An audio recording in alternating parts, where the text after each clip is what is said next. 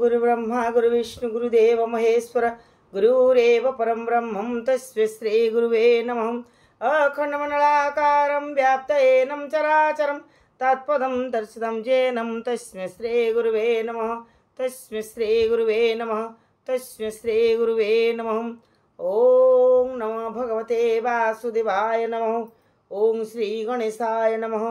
ओम श्रीमद्भागवत महापुराण नवम स्कंद पंचम अध्याय। गोविंद गोविंद गोविंद पदुगाळुछि मकरंद से मकरंद पान करी हेले तरिले ब्रजनारी से ब्रजनारी कपयोरे मन मरहु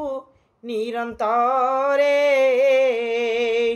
मो मन निरंतरे थाऊ हा कृष्ण बोली जीव जाओ हा कृष्ण बोली जाऊ जीव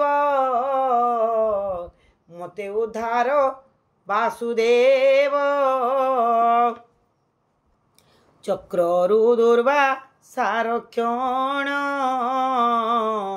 पंचम अध्याय वर्णन।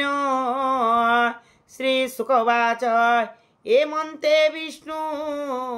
रवचने दुर्वासा गोला तो समने तक्षणे अम्बरीक्षपादे पड़िला जीवन प्रमादे चरण तले ताकू देखे संभ्रमे आसन उपेखे विप्र जीवन रक्षा अर्थे कर अंजलि देई माते सुदर्शन मुख चाहि डाकई कर त्राहि त्राहे। अम्बरीक्षवाच बो चक्र तो महिमा जेते के मुखे कही पारे तोते तू अग्नि तू आदित्य सोमा सर्वज्योतिंक सूक्ष्म धाम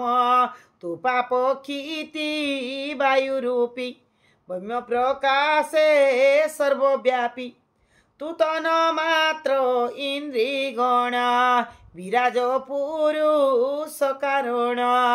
वो चक्र मते नमस्कार स्वभावे तू सहस्र विष्णुर निज प्रिय तुहे तू भाव न जानती के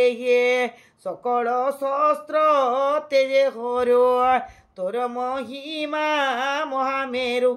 तू लोकपालो सर्व आत्मा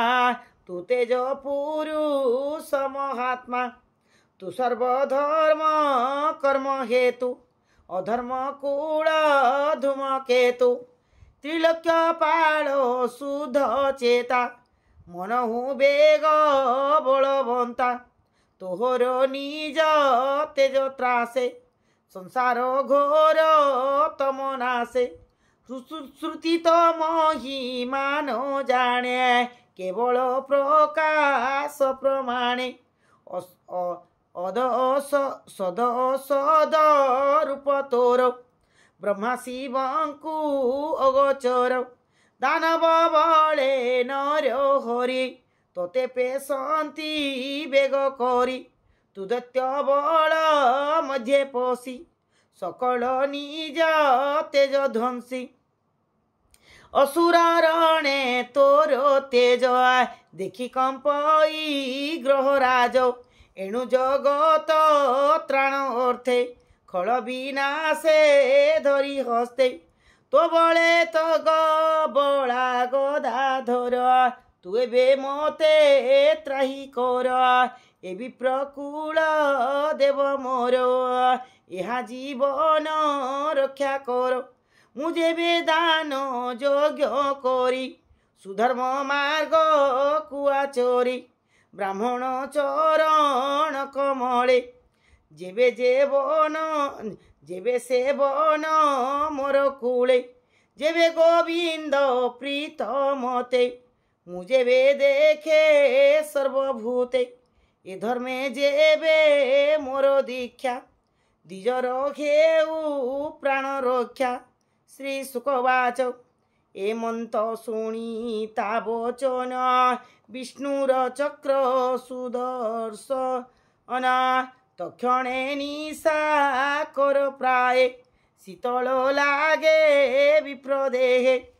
दुर्वासा जीवन पाइला संतोषे चक्र को चाहिला चक्र को नमस्कार करी बोले नृपति कर धरी दुर्वासा वाच देखंत अनंत दासंकर महामहिमा अगोचर अपराध कोले ही सहंती विष्णु को सर्वदेहे चिंती साधु की अबान उपेक्षे हरि सकल देहे देखे जाहार नामे स्तुति मात्रे दूरित नर होई गात्रे से तीर्थ पद दास जेते दुख नासंती ए जगते